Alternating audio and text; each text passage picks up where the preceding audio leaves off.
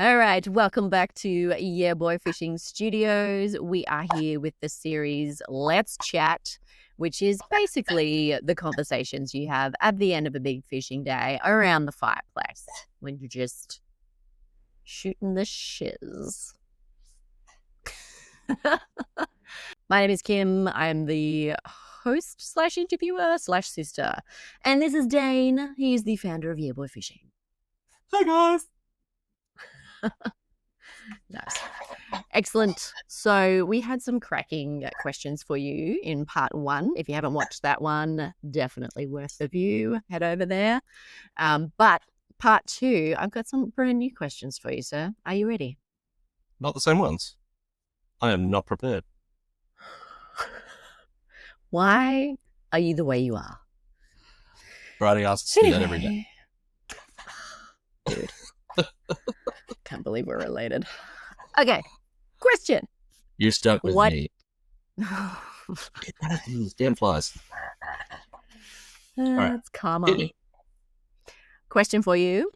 What is, and you can only pick one, your favorite piece of fishing gear? The one thing or tool that you will not go fishing without? That was an interesting one. Took me a bit to think about this one. Like, I thought heaps. I was like, is it a certain style of pliers? Is it a certain knife or anything like that? And honestly, when I came down to it, and a lot of people don't sort of use these anymore, I just love always having the good old-fashioned, humble handline. Handline? Yeah. Why? I don't know. Like, I grew up hating handlines because, you get line burns and stuff like that. But as I got older, I learned how to pull bigger fish on them and stuff like that. And when I say bigger fish, like, I've pulled some pretty decent sized fish on the handline now. But they're so versatile. Like, I use them up the creeks. I use them out to sea. You've got that line there. If you run out of trace line, there you go. You've got a handline. It's not particularly trace material, but it'll make do. You've always got a spool of line there if you need to tie something up. There it is, your hand line. I just recently we went fishing with Dad, and we had one extra crapper bait. I cut 10 feet of line off, tied one part of the crapper bait, the other part of the boat, put it in the water to catch crabs. Versatile and useful. All right. Not what I expected. It's not as glamorous for video footage, unfortunately. But it's just what I've grown up with. And yeah, like, I've just always used handlines. And yeah, that's just, I really thought about it. I was like, I'm never out in the boat without a handline. I might not use it everywhere, but it's got so many uses and stuff like that. So yeah, I've always got 2 handlines in the boat. All right, fair enough. Not 1, but 2. Excellent. Yes. All right. So you quite often will be fishing with fishing buddies and things like that. When you're fishing and you're filming, like, are you kind of aware that you're filming? Like, is there like pressure to perform when you're like entertaining the audience while fishing? Like, I think I don't really feel the pressure of that at all. I think what I more feel is annoyance sometimes that getting exactly the footage that I'm seeing. Like, there's some crazy things that will happen, and my camera's facing this way, and it happens just over there, just outside of night, and I see it, and I'm like, wow, that was incredible. And then I go back to the footage, and I'm like, there's the side of the boat. Cool. It's just that. That's probably one of my biggest frustrations. None of that. When it comes to fishing with people, like, I'm never like, I always want people to catch fish and everything. And if I'm taking someone who I know hasn't caught many fish or anything like that, I will go to a spot where we might not catch big fish, but we will catch fish. Sort of thing. So, we'll catch ample fish, whether we take a lot of fish home, sort of thing. And there is a chance of bigger fish, sort of thing. But if I was going out with someone who I know has patience and things like that, who is okay with coming home with nothing at the chance of coming home with either everything, like a big big, nice big barramundi, or coming up with absolutely nothing, and then being okay with it. Like, because I'm okay with that. Like, if I put in my day and stuff, because you catch fish through the day, but you might catch a keeper. But I mean, you don't always have to bring a feed of fish home every single trip. So you catch one barramundi, and there's only Brady and myself. I don't need 3 barramundi to feed 2 of us. 1 barramundi feeds both of us 2 meals. So Fair enough. That's yeah. nice. All right. So quite often when fishing, during those waiting periods, potentially, sometimes there are jokes played, there are pranks played, whether in the boat or if it's on a camping trip. So my question to you is, what is the best prank you've either ever played yourself or been on the receiving end of? I mean, there's always the classic when the person. Sorry, I just realized my chair's squeaking. Sorry, I'll sit still.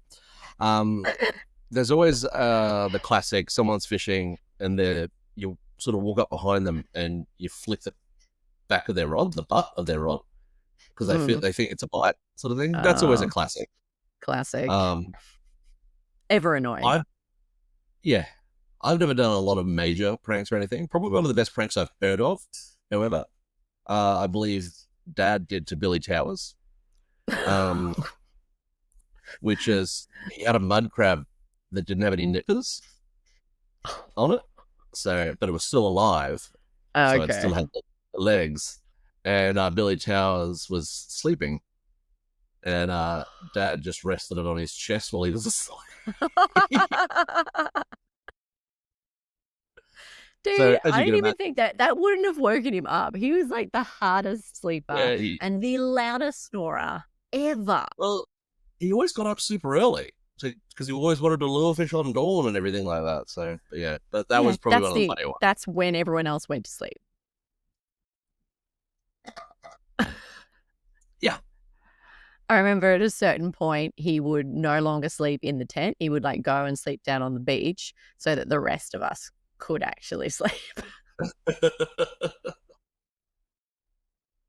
Yeah. I remember sitting, I don't know if I was there and witnessed this or if it's like a story, that Dad told me. But you guys were fishing, so you and Dad were fishing, and you pulled a dead bit of bait off or something like that. And Dad was wearing one of those fishing shirts that's got that front pocket. And you just pulled the pocket open, dropped this dead pilly in there and just gave it a tap. For good measure. I've also, while Dad was hanging his bum over the side of the boat to relieve himself. My God. I had a rotten old pilly on in my line and I slapped him in the ass with it. Oh.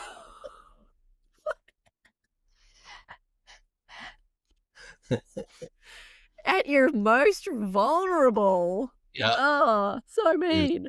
He was trying to drop a hammer and I... Oh, okay. Yeah. His butthole would just been yeah. Because it wasn't it's a pilly. It's it was been out in the water. It was sort of mangled. So it was juicy. Okay. I have to edit that out, I think. I don't know. It's pretty funny. Ew. Okay. I'd like to apologize to everybody. Next question. What is a piece of fishing advice that you hear quite a bit, but you totally disagree with? There's a few things out there and stuff like that. Probably one of the more common ones that I hear a lot that I just disagree with is it's no run, no fun, which is you can't catch fish if there isn't any run in the tide. Yeah. So I've caught some of my best fish on the neapest, stillest tides. I catch crabs on them. I catch and I know these people aren't saying you don't catch fish on these, but I dislike that saying because I actually prefer fishing the neaper tides rather than the big running tides. The tides are running huge this weekend, and I've got to completely change the way I want to fish because you can't sort of, you Yeah. go up the creek, it's harder to get a bait in and it's harder to lure certain pressure points and things like that. But Yeah. yeah, You got that's to have your probably one of my, timing exactly right. yeah. So Yeah. Fair yeah, I don't enough. 100% agree with that. I do understand it because when there's a lot of run, it builds pressure points. Like on reefs, it'll build a pressure point so the bait is more localized. So if the bait's more Mm. localized, the fish are more localized. So that's what people are saying, and that's what people are going for. But yeah, Yeah. I don't really fully agree with that. I catch plenty of fish on neap tides, and I quite enjoy and prefer fishing neap tides. So yeah, Yeah, fair enough. Are you saying deep tides or neap, Neap, neap. neap? Makes more sense. Okay. Yes. All right. So sometimes you're out there fishing for hours and hours. What is your go-to preferred fishing snack? So I'm not a big eater when I'm fishing, but you want to be minimalistic on handling of your food because you got Yep. yummy little juices on there. Um, Typically, I'm just a good old fashioned.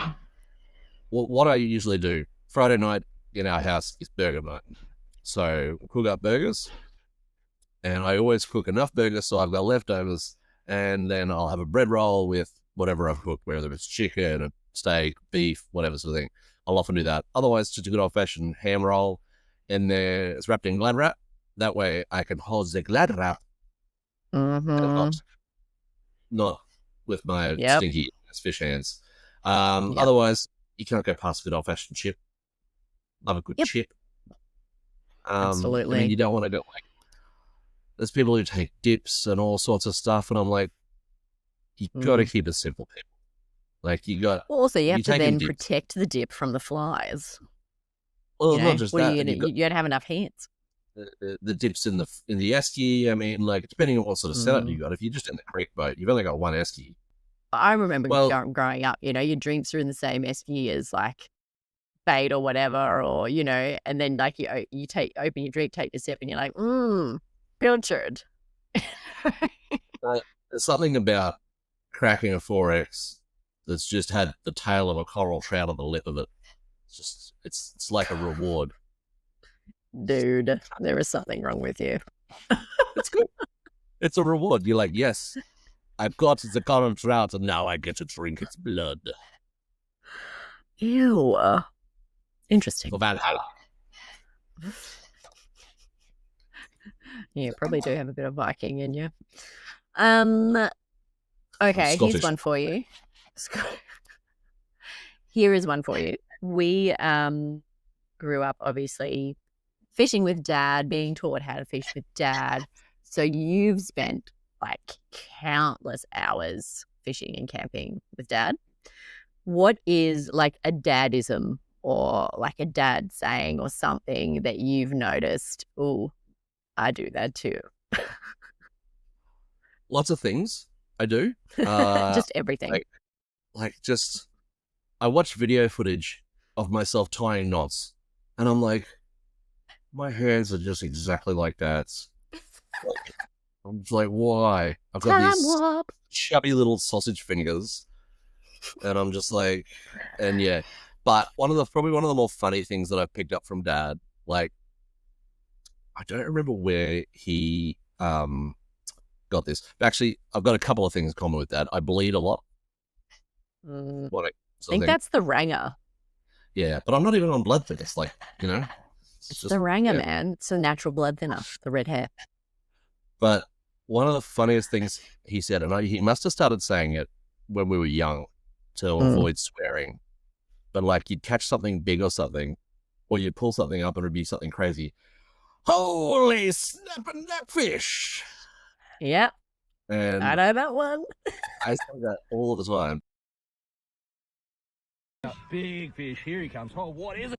A blue bone. It's a big blue bone. Oh, baby! What a blue bone!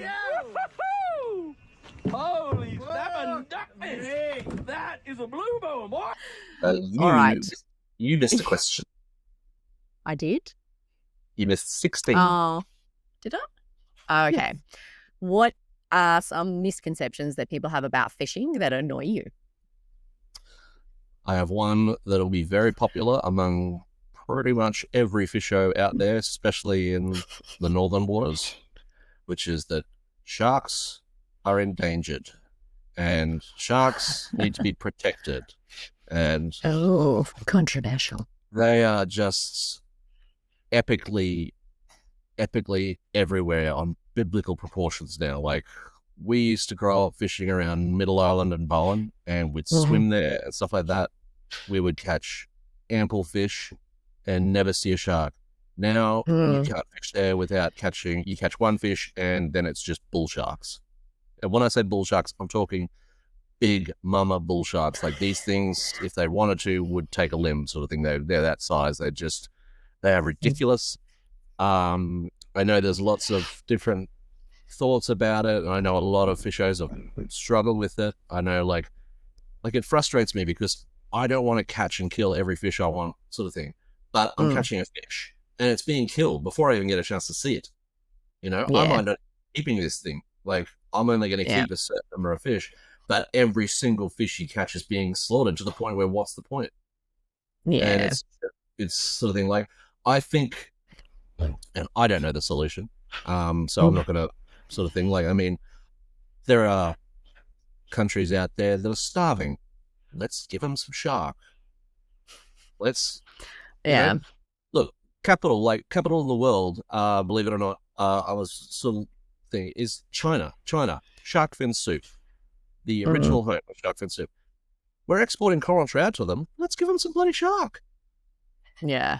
Well, I mean, it could be like other fish, right? They have limits on it so that it's protected. It's, you know. I'm not saying they need to, like, cull them to the point where they're not. They have a very, very vital role in the circle of life in regards to the water, and I'm fully aware of that. But at the moment, their numbers are just getting out of control. It's got to the point where you can't even fish up the creeks these days. Like, we encountered bull sharks up our local creeks all the time now. It's just like you're pulling a barramundi and you lose that. You're pulling in the shark, you lose that. I had a crab pot destroyed the other day.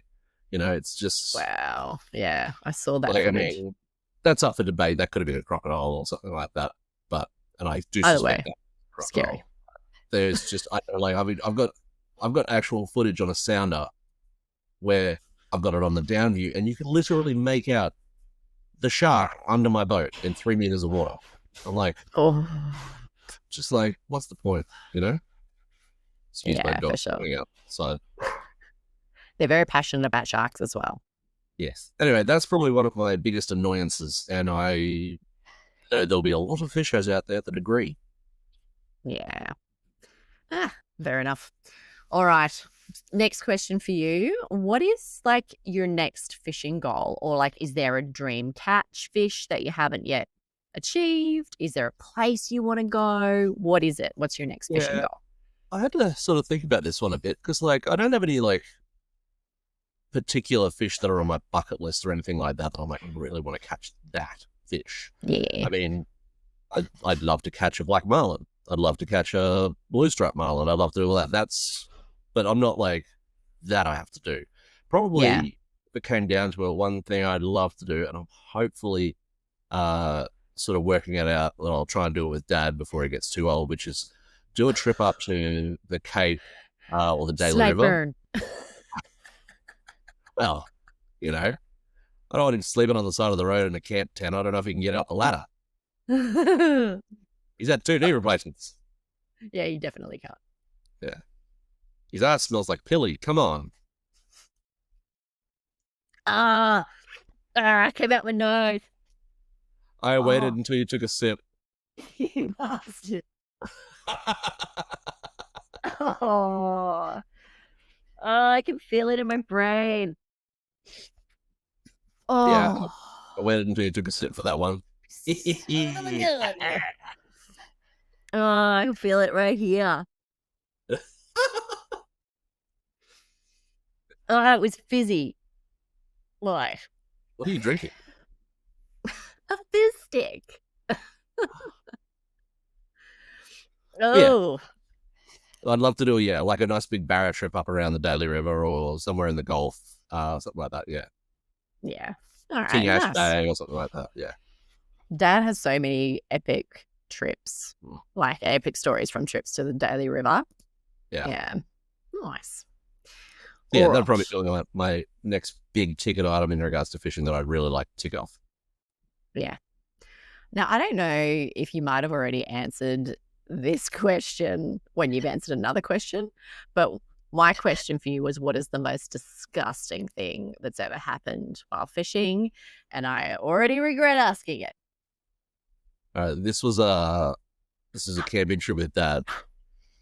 We pulling in crab pots, and we pulled up this one crab pot. It was right around dark, and this crab pot had 4 cod in it, but one of them was a whopper, like a big creek cod, right?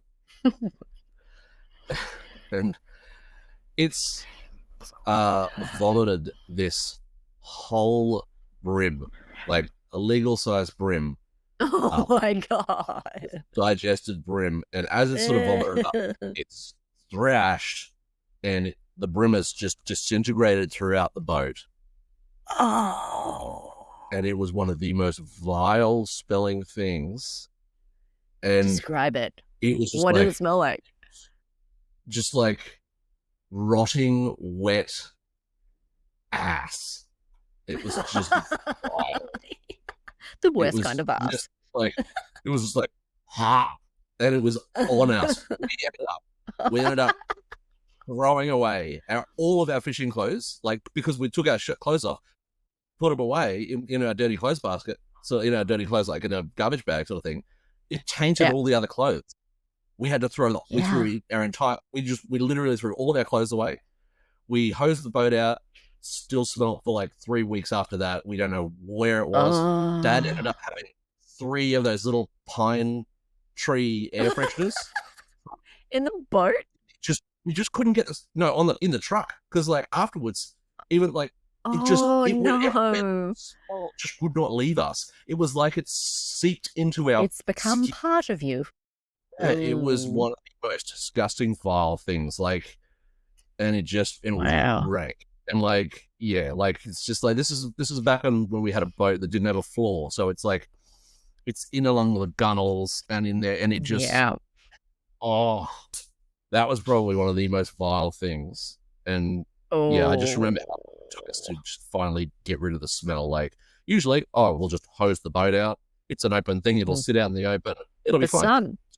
Yeah. Just stayed. I don't know. I mean, obviously, a piece of the brim was still somewhere lost. But my Lord. Wow. That was just like, at the time, we were like, oh, that smells. We had no idea. We had no idea. We had to go out and buy all new fishing clothes and everything. And the only thing that would save us was fire. Burn it all. Yeah, we just burnt the boat, burnt it down. Wow, maybe you needed like sage, just like sage. That's get the demons out. It was like the essence, the spirit of that brim was like haunting us. It was just like I needed to like stand in a circle of salt to protect myself. It was like God. Oh my God. Excellent. That's not what I thought it was going to be, but that is disgusting. I'm not going to lie. It was fairly vile. Yeah. When I lived in the Northern Territory. Sorry. When I lived in the Northern, you're right. I was going to say, when I lived in the Northern Territory, a friend was driving up from Adelaide, and really unfortunately, he hit an emu. So it was like dark and just didn't see it, and then just ran right across the road, and he hit an emu. But he actually at one point tried to sell his car because like the emu, like the oil, they're so oily, like the emu feathers and all of that, and it just got like all up in his car and the stink, and he just could never get rid of it. He's like, this is my life now. It's just yeah. Wow. Yeah, and it was disgusting. But yeah, that's pretty gross, dude. Thanks for sharing. You're welcome. Good way to finish it up. Yeah, that's the end of this episode of Let's Chat at Yeah Boy Fishing Studios, ending on the most disgusting thing that's ever happened today while fishing. And if you want to hear more stuff like that, like and subscribe. Who wouldn't? Gold. Excellent. All right. Well, we'll see you next time at Yeah Boy Fishing Studios. You'll never know what we'll talk about next. Probably fishing. Maybe. Bye.